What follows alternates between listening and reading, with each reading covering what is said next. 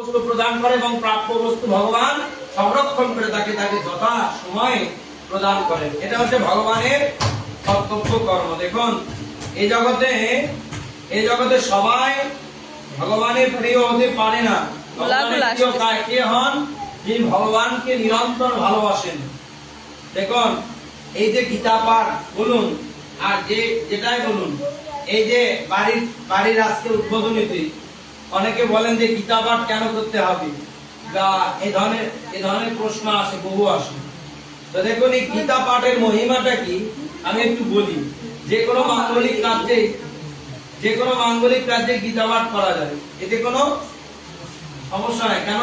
সেটা শুভ হয়। ভগবানের কথা যদি বলা হয় সেটা শুভ হয়। যেমন একটা গীতার একটি মহিমা আছে। গীতা স্বয়ং ভগবান, গীতার কথা হচ্ছে স্বয়ং ভগবানের কথা, এবং নিজের ভগবানের গীতার শ্লোকটা হচ্ছে স্বয়ং ভগবান নিজেই। তো দেখুন এক সময়, এটা হচ্ছে মধ্যপ্রদেশের উত্তর ভারতের ঘটনা। এক সময় একটা স্বামী স্ত্রী বসবাস করত। তো স্ত্রীটা অপঘাতে মৃত্যু হয়। আর মৃত্যু হওয়ার পরে সেই স্ত্রীটা প্রেতাত্মা হয়ে ওই স্বামীটাকে ভয় দেখায় প্রতিদিন রাত্রে এসে প্রেতাত্মা হয়ে। বুঝতে পেরেছেন? যখন প্রেতাত্মা হয়ে এসে ভয় দেখায়, স্বামীটা দিশকুল না পারে মরতে, না পারে সেই বাড়িটা ছেড়ে যেতে, বলে তুই যদি যাস তোকে একদম মেরে ফেলবে, একদম না পারে মরতে গেলেও সেখানে বাধা দেয়। মানে এত ভয় তাকে দেখায় যে তার ছাড়া তার কাছে আর কেউ ছিল না। একদিন তিনি একটা বাজার থেকে ওষুধ নিয়ে আসছিলেন। আর যেদিন ওষুধ নিয়ে আসছিলেন, ওই প্রেতাত্মার যখন সময় হলো আসা, তখন ওষুধের প্যাকেট থেকে বলছে, দুধ থেকে বলছে, এই ছুঁড়ে ফেল। তিনি বুঝতে পারলেন না প্রেতাত্মা কেন তাকে ছুঁড়ে ফেলার কথা বলছেন।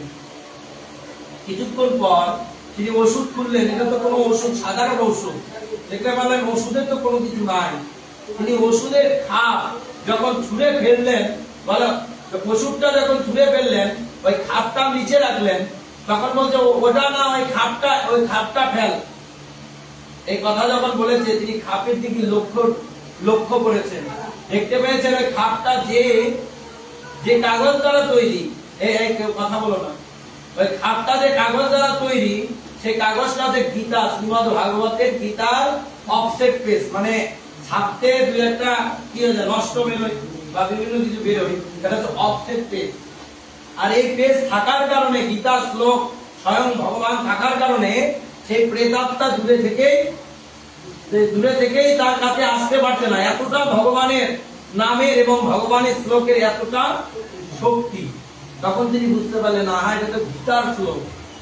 আর তার মানে যদি আমি শ্রীমদ্ ভাগবত গীতাটাই যদি সম্পূর্ণ নিয়ে আসি আর প্রতিদিন পাঠ করি, তাহলে অবশ্যই কোনো প্রেতাত্মা বা দুষ্ট কোনো জিনিস আমার কাছে অন্তত আসতে পারবে না। সেই থেকে তিনি নিরন্তর গীতা পাঠ শুরু করলেন, আর প্রেতাত্মা তাকে ছেড়ে দিনের জন্য চলে গেল, এবং তিনি পরম ভক্তি লাভ করলেন। এই উপকার দ্বারা কি বুঝলাম? যে কোনো কাজ, শুভ কাজ বা শুভক্ষণে কোনো কিছু করতে যদি আমাদের ইচ্ছে হয়, তাহলে শ্রীমদ্ ভাগবত গীতার পাঠ করতে হবে। লোকটা অনন্য চিন্তয়মান যেজনা পর্যুপাসতে তেসাম নিত্যামি যুক্ত নাম যোগক্ষেম মহাম্মহম। এই শ্লোকটা একজন পুরী ধামে অর্জুন মিশ্র নামে একটা ভগবানের পরম ভাগবত ছিলেন। ইনি প্রতিদিন গীতা পাঠ করতেন। তার ঘরে না ছিল কোনো খাওয়ার কোনো কিছু, না ছিল তেমন উন্নত কোনো বাড়ি দালান। নিরন্তর ভগবানের পাঠ কীর্তনে তার দিনটা অতিবাহিত হতো। একদিন তার স্ত্রী বলতে, তুমি যে সারা দিন রাত গীতা পাঠ করো, আর 5 জনের বাড়িতে গিয়ে তিনি অন্ন ভিক্ষা করে সেটা নিয়ে এসে ভগবানকে ভোগ লাগিয়ে তবে প্রসাদ পেতেন, তার আগে তিনি গ্রহণ করতেন না। তখন এই কাজ যখন করতেন, একদিন অকাল, বন্যা চারদিকে থই থই করে, অকাল করে যায়। সেই সময় তিনি নিরন্তর গীতা পাঠ করে। বলে, এই সময় কেউ গীতা পাঠ করে? সন্তানের পেটে অন্ন নাই, স্ত্রীর পেটে অন্ন নাই, আর তুমি গীতা পাঠ করছো, এটা কি হয়? তখন এই কথা যখন বলেছেন, নিরন্তর তিনি গীতা পাঠ করতেন। আর এই শ্লোকটা এসেছে নবম অধ্যায়ের এই 22তম শ্লোক। অনন্য চিন্তয়তে মাম যেজনা পদ্যুপাসতে তেষাং নিত্যাভিযুক্তং না যোগক্ষেম বহাম্যহম। এই বহাম্যহম না রেখে তিনি দাদাম্যহম লিখে দিলেন। বলো ভগবান কি দিতে পারে? ভগবানকে দান করতে হয়। তিনি ভগবানের ভার, ভক্তের ভার গ্রহণ করতে পারেন না। কেটে তিনি দাদাম্যহম লিখলেন। এই কথা শুনে অর্জুন মিশ্র কাঁদলেন, যে এত কাঁদলেন যে স্বয়ং ভগবানকে কেটে দিলেন। এত কাঁদলেন দুঃখে মনে একদম।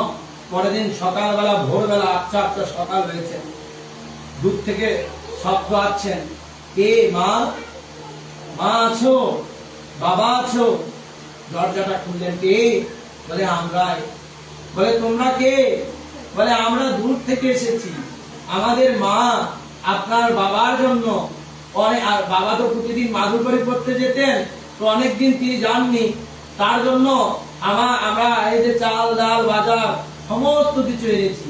আপনি কৃপা করে দেখতে পেলেন, একজন হচ্ছে শ্যামল বর্ণের মানে সাদা বর্ণের, আর একজন কালো বর্ণের, শ্যামল মানে কৃষ্ণ বর্ণের। তখন যখন দেখলেন, তখন বালকদেরকে